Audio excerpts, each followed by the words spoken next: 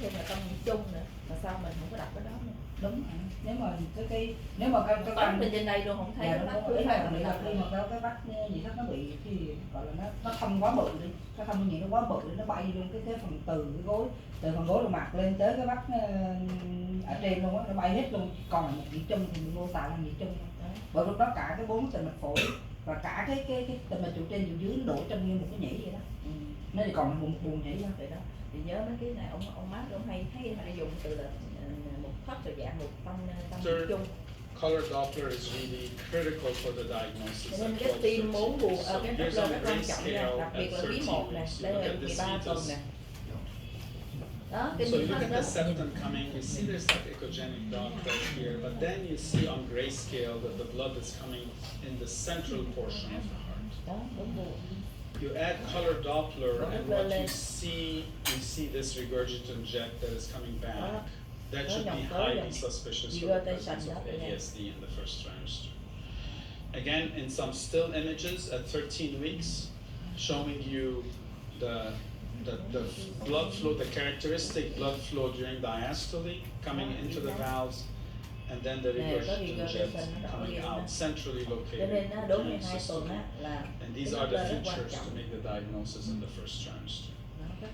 Here's another case. Again, you see this is a basal view. You see the jet coming up, the regurgitant jet, and this fetus centrally located. These are the important features. 3 fetuses in the first trimester with AVSD showing you the regurgitation. The location of the regurgitant jet in the central portion of the heart. Again. And this is the same case that I showed you earlier, now with more optimized imaging. You see again the importance of the central filling of blood early on, and then a regurgitant jet in blue during systole. So that is how you diagnose AVSD in the first trimester.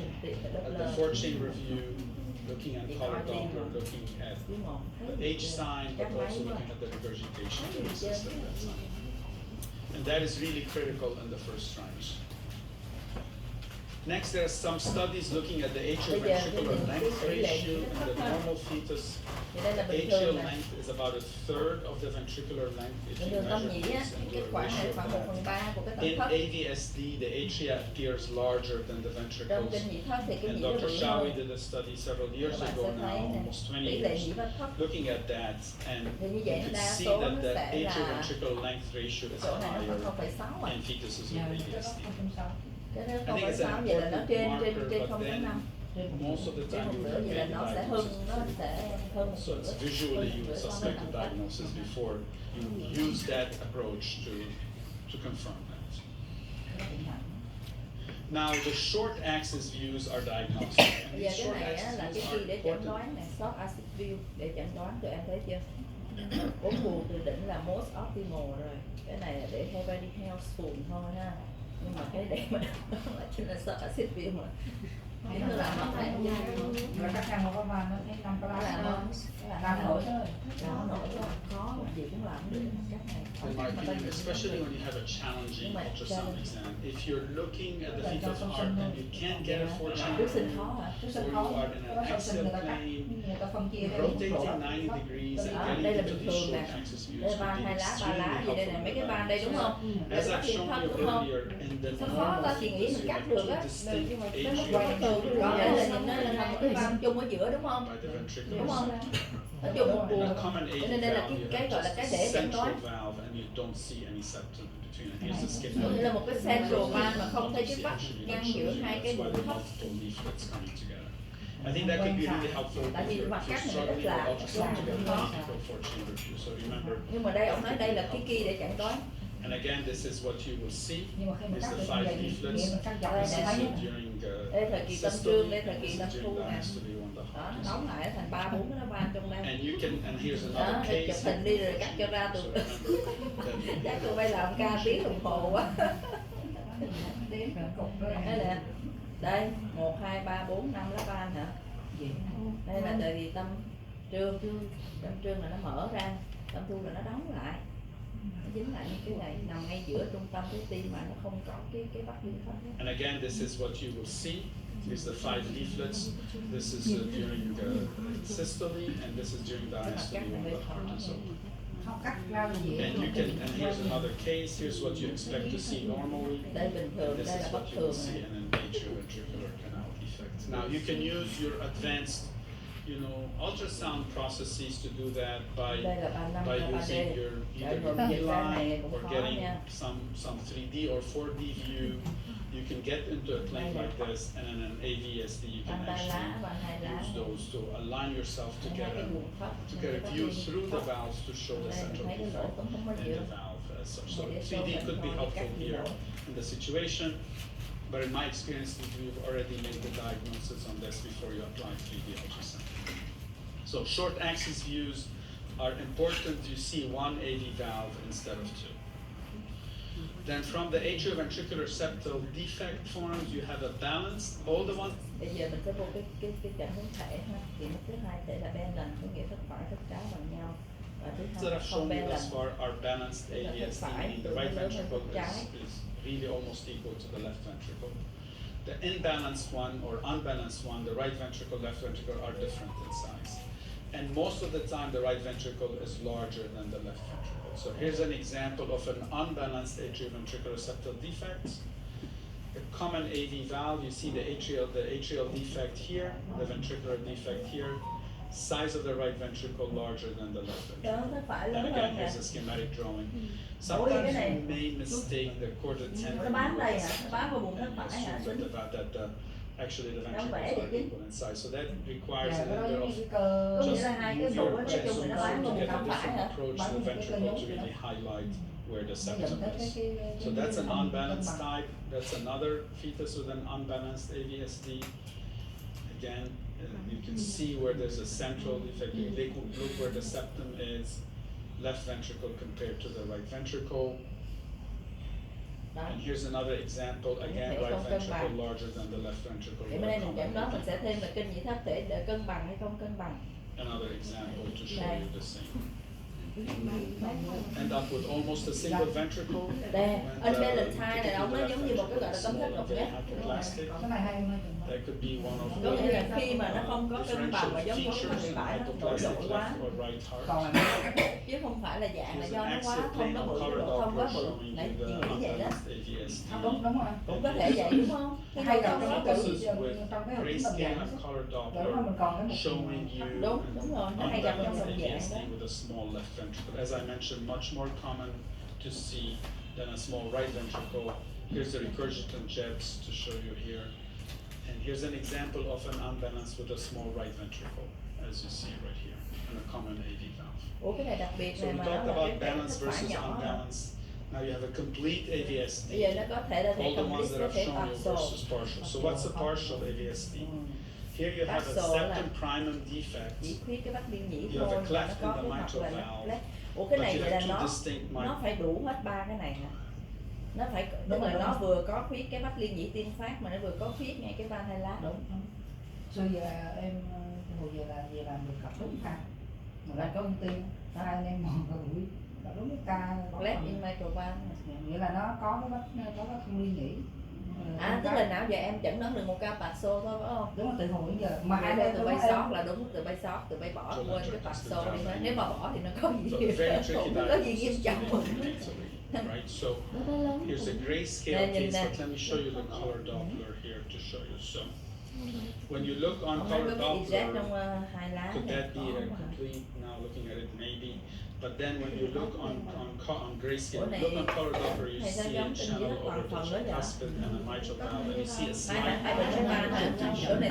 right here. Nó nhìn giống cái toàn phần quá vậy. That is typically nhưng mà tại vì nó còn hai bộ van hả?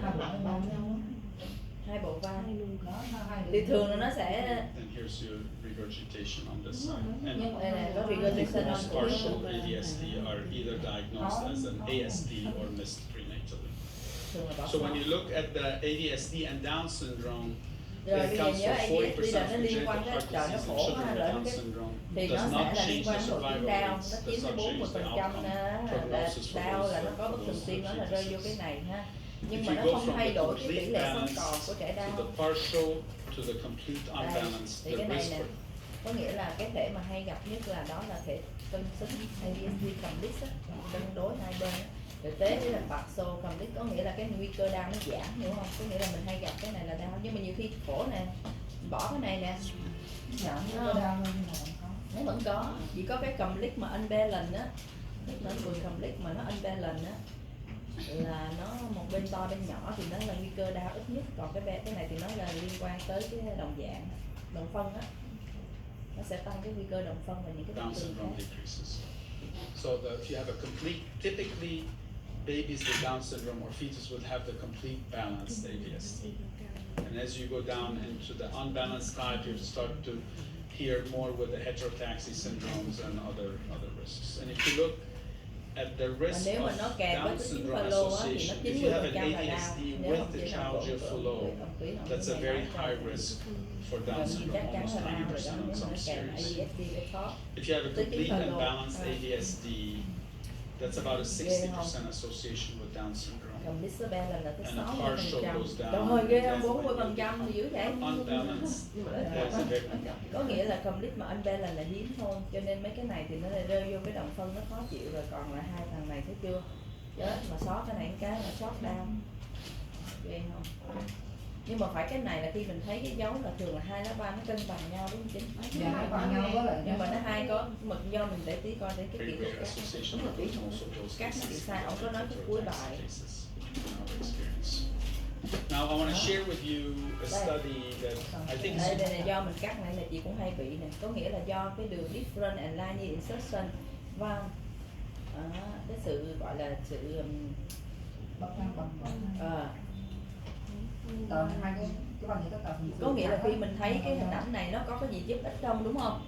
Tức là mình thấy hai cái sự chênh, có chênh hay không có chênh á, thì nó sẽ có cái gì là một cái phương tiện để mà có hữu hiệu không, để mà chẩn đoán á. because we spent a lot of time this morning talking about the relationship of the tricuspid valve and the mitral valve Tùy theo and mình the đi step lên đi xuống down nè. between the mitral and the tricuspid and how important Có that nghĩa is. khi mình đi qua những cái lớp van á, mình cắt cái mặt cắt ra. So look at this ngang á, study here that mình was khảo sát published van á, almost 10 years ago, 10 năm trước looking rồi. at the various levels of how you look at the four-chamber view and what you see with relationship to the Đó, có valves. nghĩa tùy theo cái vị trí cắt So nè. this is the subaortic Đầu tiên là view, which normal, is the vị trí view cao nhất nè. that is right here. That's the classic dưới view động that mạch we use chủ for ha. four-chamber view. Đây mà cắt bốn You buồn see in a nè. normal fetus, the four-chamber view looks perfectly what we've talked about, right? Đây nó có sự Tricuspid chênh valve giữa and ba lá, hai septal lá là valve perfect luôn. are at a different level. Đó, có sự chênh ba lá, có Anatomically, nghĩa là mình đây. you could see that relationship also on Đó, pathology. trên in a normal pathology này thấy fetus. không, nó lệch nhau này, ba lá, In hai the lá. normal fetus, if you go down to Bây level giờ mặt 3, cắt which is ba the này, cái thấu xuống subdiaphragmatic dưới level, gọi là which are ngay right trên cơ above the hoành á, diaphragm, thì các bạn you sẽ see thấy nó that the bằng nhau. valves become almost linear Mà thực tế là nó như in vậy a nè. normal fetus. Đây là And you can see on ananas nè. pathology that the valves look Như là hai cái này attached ở cái to vị trí very này nó bám close bằng nhau thiệt, structures. chứ không phải do hình ảnh If you giả take a gì đấy fetus không? with Down syndrome, Đó, y chang. with AVSD, this is a fetus with Nó sẽ bằng AVSD. ngang. The Chỉ bị subaortic mấy lần one ca gửi qua tuyến is the thôi là bình classic thường hết. teaching, right? That the Ở valves đầu á. are equal together, and you see Nó on mới the đẩy lên, đẩy pathology xuống. specimen that indeed they are. There's a common valve here. But look what happened when you go to the subdiaphragmatic level. You see a slight difference in the angles between the two valves. So Như vậy là cái chỗ này là sao? Nếu một cái fetus ready at level 2 là ngay cái chỗ này á, thì same fetus at prior slab. Có nghĩa là nó giống như là gì? Số 2 nếu mà Có nghĩa nó giống như bình thường, nó lần nhau đó. Nè, rõ ràng đây là một cái đứa ABSD nhưng mà mình cắt á, thấp xuống thì lại có sự chênh nhau như bình thường. Hiểu không? Ý cái là này được vậy không? Cho nên nó khó đó, nó dương giả với âm giả đó. Đó, fetus ABSD at level 2 thì là same fetus and prior slide, có nghĩa nó sẽ giống như cái đứa mà cái đứa trước á. Ngay tức là nó giống như cái đứa bình thường mà ở cái mặt cắt số 3, tức là rất là bow ở prior. Có nghĩa ý là là mặt số 3 nó sẽ bị trùng với một IVD, cái mặt cắt số 3 đó. thì tóm lại là đây này, ví dụ đây, bây giờ đây, đây normal fetus at level 3 đúng không? Tức là khi mình cắt sâu xuống dưới thì như vậy nó thì giống như thằng ABSD. Đúng rồi. Có nghĩa là nó bình thường nhưng mình cắt sâu xuống dưới thì mình sẽ chẩn đoán là ABSD. Còn bây giờ cái thằng này là cái thằng ABSD thì mở level 1 thì là mình sẽ thấy như vậy, nhưng mà mình xuống cái level 2 á thì mình sẽ thấy nó gì? Nó có cái sự chênh. Nè, trên hình dạng anapat nè, nó có sự chênh nhau nè. Ủa nhưng mà cái hình đó là của thai bình thường mà. Đâu, thằng này, ông đang vẽ cùng một đứa. Đâu là Đây là fetus nè, with ABAD at level 2. không, mình cứ nhìn cái hình đó thấy hai cái van bị thất riêng biệt thì tất cả nó bình thường kìa. Rồi, hai bên hai lá, bên ba lá riêng ra nè. Nhưng mà đây là fetus with ABSD mà. Ông đang vẽ hai cái ca này mà, chị nghĩ vậy đó. Cái Hình này nó không hợp lý. Cái chỗ đó Đây là nó là partial. không phải partial. Còn bây giờ nó bình thường vậy. Dạ, Bây giờ cái chỗ này á, tôi cho chú nghiên cứu kỹ nha. Nhưng mà ý chỗ này các bạn sẽ thấy tùy ba mức độ nè. Ví dụ như cái chỗ này á, nó là bình thường nhưng mà các bạn cắt sâu xuống thì các bạn sẽ chẩn đoán là ABSD. Tại vì mình thấy có cái gì ngang nhau thì như vậy nó là thể bạc xô. Nên mình có thể nghĩ tại vì thể bạc xô thì vẫn có hai bên là hai luồng, nhưng mà nói chung một cái van thì nhìn đây thì mình được thấy cái sự cân bằng. Nhưng mà khi cắt này mình sẽ không thấy cử động của lá van. Mà cắt mà ngang giờ là mình sẽ không thấy, bởi vì xuống thấp xuống là không thấy hai cái van nó phớt nữa, mình chỉ thấy một cái đường line ấy thôi. Thật ít nhất mình chỉ thấy được một cái của van ba lá thôi. Còn cái van này đúng rồi, sẽ không bao giờ mình thấy hai cái lá van đập rõ ràng. Ủa sao kỳ vậy? Sao Trừ mình cái thấy xuống thấp quá, cái số thấp thì mình cũng phải thấy cái cử động của hai cái chứ. Không, bây giờ xét nhìn cái quả tim cái hình 1, 2, 3 đi. Đúng không? Nếu như mình cắt vào mặt cắt số 3 á, là nó thấp xuống dưới, là mình chỉ thấy được cái vòng van của van hai lá thôi. Vòng van của van hai lá thôi, và mình thấy được cái phần van ba lá nó với một phần. Trước cắt thử lên là ba lá là nó sẽ gần nhau nhau hơn chứ, đúng không? Ba lá nó thấp hơn thì nếu em cắt sâu xuống thì em sẽ thấy cái van ba lá, đúng không? Nói chung là mình chỉ thấy được một cái lá van, một bên van nó vận động thôi, còn một cái là mình sẽ thấy một cái đường line rồi, một cái đường lúc mà đi ra nhau. Nói chung là thôi chỗ này để thầy nghiên cứu ha, nhưng mà chị nói chung các bạn sẽ thấy là nhiều khi mình bị lầm đó. Các bạn thấy nó cân bằng nhau, các bạn tưởng là nó là ABSD nhưng mà nó không, nó ra bình thường. Tao đã từng cả chẩn đoán những ca như vậy và qua tiếp coi là bình thường đó. Nhưng mà theo cái slide này thì chị nghĩ là nó lại có thể bị gọi là over. Ngày nãy là kia là chẩn đoán nhiên giả, này chẩn đoán âm giả, có nghĩa là mình bị bỏ sót đó. Thì cái chỗ này ấy đó thì vậy thôi. Ông nói cái chỗ đó. Typically the one that you use to slightly angle and get the LVOT, that's the view that you need to be in. And you can see this on finger view. Typically the one that you use like that. Although it is a, when you go to this, the subaortic one is the classic teaching, right? That the valves are equal together, and you see on the pathology specimen that indeed they are. It's a common valve here. But look what happened when you go to the subdiaphragmatic level. You see a slight difference in the angles between the two valves. So I'm showing you this to highlight that although it is a classic teaching and a classic finding, keep in mind that that depends on the level of the four-chamber view. Always stay as high up as possible in your four-chamber view. Typically the one that you use to slightly angle and get the LVOT. That's nhưng mà phải mức trên cao, đừng có cắt là mình cắt level 3.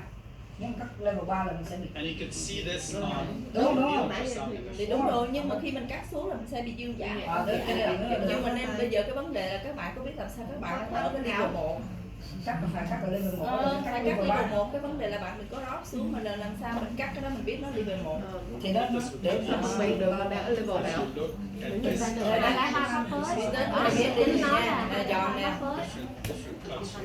Ba mà cắt khác nhau nè. Linear here. Này linear nè. Go down to a lower cut that's closer to the diaphragm, you start seeing a little bit of a step down. Nó khó ở chỗ đó thôi đó.